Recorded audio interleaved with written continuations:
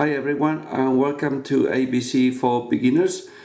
On September I did a video on the other channel on the Sangster 1 videos presentation regarding the huge explosion that I saw of the sun, and there was a very interesting question by one particular person which says as follows.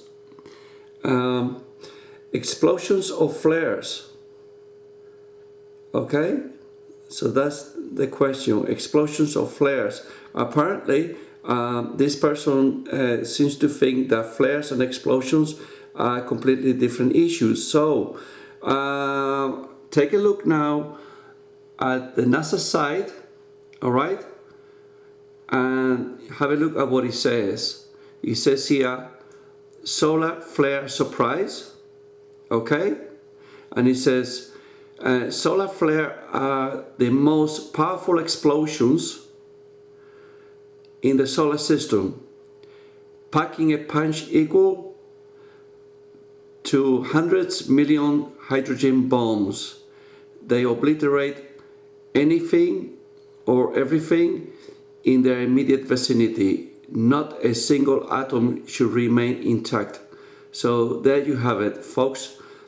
Solar flares are explosions. That's what they are. So that's what it is. But to make it even worse, they're also giving some warnings also, because it says here as well, NASA managers brace themselves. Such a ferocious blast usually produces a blizzard of high energy particles dangerous to both satellites and astronauts.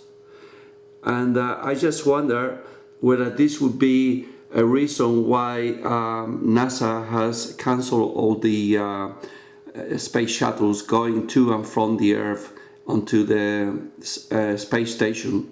And also regarding the satellites, are these satellites equipped to withstand high solar flares emanating from the sun heading towards our planet? What would happen if these satellites were to be damaged or destroyed? How would this affect our economy as a whole? Is Australia ready for such a thing? Who knows? But so there you go, folks. Solar flares are explosions.